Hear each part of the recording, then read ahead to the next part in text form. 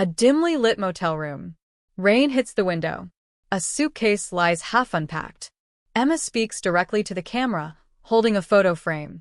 Her voice is calm but shaken. Emma, I used to have a 4-bedroom home, a thriving interior design studio, and a family I thought would stand by me no matter what. But last Thanksgiving, I came home to a padlocked front door. My name had been wiped off the property title. The bank account emptied. The business? Legally transferred. And the worst part? The signatures were all real. Mine forged. By people I shared blood with. Cut to a flash of Emma banging on the door, snow falling around her, her brother Ethan watching silently from the window, then pulling the blinds shut. Emma, voice trembling. I called my sister Hannah, begging for answers. She said, Emma, Ethan says you're not stable right now. Maybe take a break from all this drama. Drama. That's what she called losing everything. Back to present. Emma looks into the camera. Have you ever had everything taken from you by the people who promised to protect you? Tell me where you're watching from if you've ever been betrayed by your own. Scene fades to warm-toned flashbacks, 90s camcorder-style home video clips. Kids running through sprinklers, carving pumpkins, setting the table for dinner. Soft music in background. Emma. We weren't rich growing up, but we were close. Or so I thought. Ethan was the oldest, charismatic, always the one with the big plans. Hannah, the middle child, was the peacekeeper. And me, Emma, the youngest, the builder. I made things, from popsicle stick houses to dollhouse furniture. I liked creating spaces people felt safe in. Cuts to an old photo, Emma holding a hammer at age 10, helping Dad build a shed. Our parents passed within 6 months of each other, cancer and a heart attack. It broke something in all of us. But it also brought us together, at least on the surface. I remember at Mom's funeral, Ethan held my hand and whispered, We've got each other. Always. Scene shifts to a sunlit memory. Emma's first studio apartment in Denver. Hand-painted walls, mismatched furniture, a homemade sign. Carter and Company. Interiors, EST 2012-inch. I worked 2 jobs to fund my design business. Ethan lent me $1,200 once, and I paid him back with interest. I offered him a stake in the company. He refused. He used to say, You're the creative genius, Em. I just want to see you fly. Emma and Ethan clinking glasses at a ribbon cutting for her new office. Everything I built, every throw pillow, every hardwood floor, every client, came from the bones of my own grind. And yet, I needed to believe we were building something as a family too. So I made Ethan my unofficial advisor. Hannah handled my bookkeeping when she was between jobs. I thought it was love. It felt like trust. But now, looking back, I realized something chilling. I was the engine. They were passengers. And they were quietly mapping out how to take the wheel. Scene opens with Emma flipping through invoices in her studio's back office. Her brow is furrowed. Emma. At first, it was little things. A check that went missing from the office drawer. An invoice to a client marked paid, but no payment ever reached the account. I told myself it was my own disorganization. I mean, who thinks to doubt their sister? Cut to Hannah in the office, distracted on her phone. Hannah, I said one afternoon, this vendor's been waiting 2 weeks. Did you process it? She didn't look up. Oh, shoot. I meant to. Ethan said we should hold off till next month, said cash flows tight. Emma. Ethan? Since when was Ethan weighing in on payroll? Flashback. Emma cooking dinner in her cozy home. Ethan sits at the counter drinking a craft beer. Emma. I'm getting more commercial clients now. I was thinking of hiring part-time help. Ethan. You sure that's smart? Scaling too fast can ruin a business. Maybe let Hannah manage things for now. You need to trust your people, Emma. He said it so smoothly, like a big brother giving advice. But something in his tone, the way he looked at my kitchen, my home, it felt more like judgment than care. Flash to a tense moment. Ethan handing her a document casually. Ethan, sign this. It's just to make things easier for taxes. If something ever happens to you, we need a plan. Emma, hesitating. What is it exactly? Ethan, smirking. Just a formality. I'm not taking over your empire, sis. Emma. I skimmed it. The legal jargon made my eyes blur. But I trusted him. It was Ethan. That signature cost me everything. Cut to Hannah at brunch, laughing with mutual friends. Emma arrives late, flustered, clearly tired. Emma. Sorry, I was meeting a client. She wants a full home remodel. Hannah, smiling. Nice. Ethan told me you're kind of running on fumes, though. Maybe it's time to scale back. Emma. I laughed it off, but the word fumes stuck with me.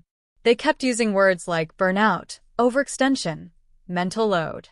Was I really that fragile? Or were they planting seeds? Cut to another moment.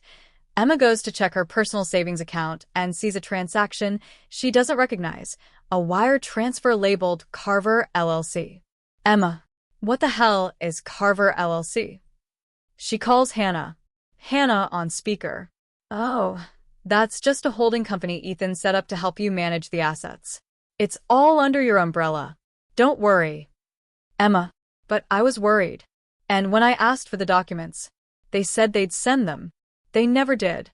Scene fades into Emma walking alone down a cold street at night, glancing over her shoulder. The paranoia is growing. Emma. They weren't supporting me. They were circling me. And I was the last one to see it. Emma walks up to her home, arms full of groceries. She pauses. The front door has a padlock on it. Yellow tape hangs across the porch. Her keys don't work. Emma. I thought I'd left the horror stories behind in movies and therapy sessions.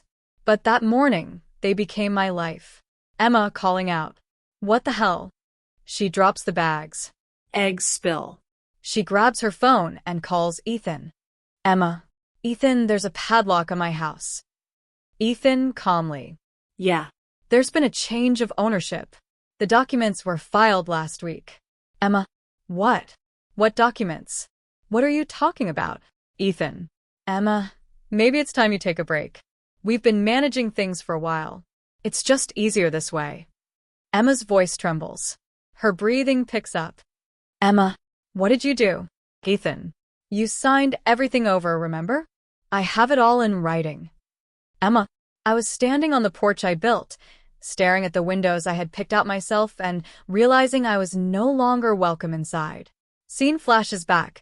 Emma digging through a filing cabinet in her studio, panicked. Missing contracts. Locked drawers. Her studio keys no longer work. Emma. The next day, I drove to the studio. My company logo was gone from the door, replaced with something sterile and corporate. Inside, strangers packed my samples into boxes. A new receptionist wouldn't even let me in.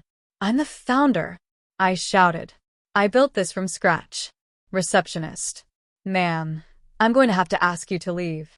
Emma sits at a cheap diner booth across from Mr. Robbins, a tired but kind older lawyer with salt and pepper hair. Mr. Robbins. You've been outmaneuvered, Emma. I've reviewed the documents. Everything was transferred. Your house, your business, even your bank access. All under the Carver LLC your brother controls. Emma, tearing up. But I didn't sign any of that. I would never. Mr. Robbins. The signatures are passable.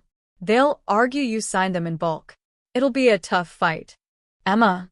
I stared at the man across from me, trying not to sob into my greasy hash browns. Ethan. My brother. Hannah. My sister. They had dismantled me one paper at a time. Flashback. Emma's hand shaking as she flips through a stack of documents weeks earlier. Ethan pacing nearby, coaching her. Ethan. Just sign them. You trust me, right? Emma. I had signed contracts while managing 3 clients, planning an installation, and trying to comfort Hannah through a fake breakup I now realize was nothing but a performance. Cut to Emma sitting on a park bench in the cold. A client calls. She declines the call. Her life is unraveling. Emma. I had nothing. No home. No office. No savings. My own name stripped from every asset. And the worst part? No one believed me. Friends chose silence. My godparent said, "It's a family matter. Don't drag us in." Even my ex-boyfriend texted, "Damn, I hope you're okay. But Ethan always seemed like the stable one. Scene fades to Emma sitting in a motel room, staring at her reflection in the mirror. Emma, how did I not see this coming? Emma. I had spent my life creating beautiful spaces for others, but I never built a fortress for myself. And now they were living in the house I decorated, sitting on the couch I paid for, running the company I founded. Emma watches a Facebook video on her cracked phone. Ethan and Hannah smiling in front of a Carter and Company. Expansion launch. Applause. Champagne. A new CEO, Hannah. Emma softly. You really took everything. Silence. She closes the video. Cut to black. A quiet courtroom in Denver. Emma walks in alone. Her clothes are simple but clean. Her eyes are tired but steady. Emma, I didn't walk in that room to win. I walked in to be heard. Inside the courtroom, Ethan sits smugly at a long table beside a corporate attorney. Hannah scrolls on her phone behind him, legs crossed, indifferent. Judge Myers sternly. Ms. Carter, you may speak. Emma rises, hands slightly shaking but voice strong. My name is Emma Carter. I'm the founder of Carter and Company. Designs. I built it from my garage. I gave my brother and sister jobs when they needed them. I even gave them access to my accounts when I shouldn't have. She turns to look directly at Ethan and Hannah. You didn't just take my business. You took my trust. My home. My dignity. You saw me exhausted, grieving, distracted, and you used it. The courtroom is silent. Ethan finally breaks it with a fake chuckle. Ethan. Emma, you're emotional. These documents. Emma, cutting him off. No. I'm done being emotional in silence. You convinced me to sign away everything while pretending to protect me. Judge Myers, calmly. Please keep this civil. Emma steadies herself. I will, but I won't stay quiet. She pulls out a photograph, an old one. Ethan, Hannah, and Emma as kids on a swing set. Their mother in the background. This is the last time I remember all of us happy. Before control became more important than connection. Emma. I didn't expect the judge to reverse the signatures. And he didn't. But something else happened. I got my power back. Scene cuts to outside the courthouse. The sun is setting. Emma walks to the parking lot, heels clicking on concrete. Ethan, calling after her. You done playing victim now? Emma turns slowly, walking up to him calmly, nose to nose. Emma. Victim? No, Ethan. I was asleep. But I'm awake now. And I'm watching. Ethan laughs nervously. Emma? Emma firmly. You may own Carter and Company now, but you'll never own the vision behind it. You needed me to build it. You needed my heart. Good luck replicating that with spreadsheets and fake smiles. She tosses a rolled-up blueprint at his feet, one of her earliest designs, with her original signature on it. Then she turns and walks away. Emma. It wasn't a mic drop moment. It was deeper than that. It was peace. Final image of Hannah watching Emma walk away, a flicker of regret on her face, quickly hidden. Emma sits on the edge of a cheap motel bed, laptop open, inbox flooding with automated, access denied replies. One message stands out from a former client. Client email. Heard what happened. Just want you to know, your work changed our lives. If you ever start again, we'll follow. Diane. Emma. Some messages felt like bandages on open wounds. Others salt. Next message from her neighbor, Mrs. Langley. Langley email. So sorry, dear. This is why we don't mix business with family. Hope you bounce back. Emma. No offer of help. No invitation for tea. Just judgment wrapped in sympathy. Emma as a young teen sitting at the family dinner table. Ethan gets extra dessert. Hannah gets to choose the movie. Emma watches silently. Always the one to compromise. Emma. I realized this betrayal didn't start last month. It started when I learned to apologize for things I didn't do. When I stayed silent so others could feel superior. When I was trained to make myself small so Ethan and Hannah could shine. Scene returns to motel. Emma's phone rings. Aunt Valerie. Aunt Valerie, tearfully. I just heard from your father's cousin. Is it true? Emma, softly. It's all true. Aunt Valerie. You come stay with me, all right?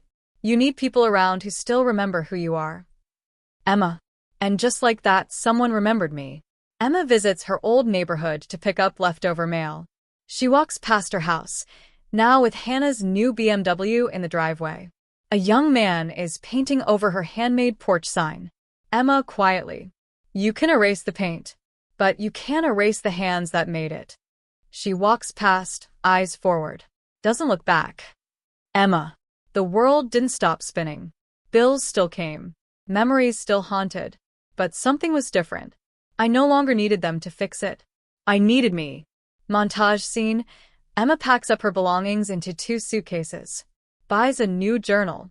Lights a candle in Aunt Valerie's guest room. Draws up a new logo in pencil, just her initials this time. Emma. Grief made space. Grief stripped away the noise and revealed what was real. Who still stood beside me. Who never did. And who I could become without them.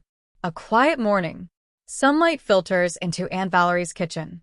Emma sits with a warm mug of tea, sketching in her journal. Emma. I used to design for clients. Now I design for peace. Cut 2. Emma walking through a dusty garage space for rent. Small. Barely enough light, but something about it feels hers. Landlord, off-screen. It's not much, but the rent's flexible. Emma, smiling faintly. It's perfect. Montage. Emma sweeping floors. Painting walls. Stringing lights. Staining a long wooden table. She's doing it herself, again, but this time, it feels lighter. Emma. Rebuilding isn't loud. It's one quiet choice after another. One morning where you get out of bed, and then the next. A flyer on a community board. Creative confidence. Free workshop for teen girls. Emma's name in the corner as host. Cut 2. A small circle of girls in the new studio. Sketch pads out. One girl, Ava, about 14, raises her hand shyly. Ava. Miss Emma, did you always know how to draw like that? Emma, soft laugh. No. I just never stopped when people told me I wasn't good enough. Girls giggle. Ava smiles, inspired. Emma. I thought rebuilding meant regaining everything I lost. Turns out, it meant discovering everything I never knew I had. Community Center. Emma is invited as a guest speaker for local women in business. Marcus, the organizer, shakes her hand. Marcus. You've got a room full of future CEOs out there. Don't go easy on him. Emma, grinning. No promises. She speaks on stage. Small crowd. No lights, no camera crew, just real people listening. She holds up her original Carter and Company blueprint. Emma. This isn't just a design. It's what I gave away and what I took back. Every one of you has something no one can steal. Your story. Applause. One woman in the back wipes a tear. Emma smiles, not for validation, but from peace. Emma. I don't need Carter and Company to be proud of what I built. Because what I'm building now is mine. And this time, no one else gets to write the ending. Camera fades in on Emma sitting at her new studio table. There's a plant in the background, a soft lamp glow, and her sketchbook open beside her. Emma, looking directly into the camera. If you're watching this and someone took everything from you, your trust, your home, your peace, I want you to know, you can build again. You don't need their permission. You don't need their apology. What you need is your own voice. And it's still there. Even if it trembles. She pauses, hand gently tapping her journal. Tell me in the comments. Who walked away when you needed them most? And what are you building for yourself now? Family isn't who shares your blood. It's who shows up when your world falls apart and helps you rebuild it brick by brick. If this story touched you, a like, comment, and share yours too. We're stronger when we tell the truth, together.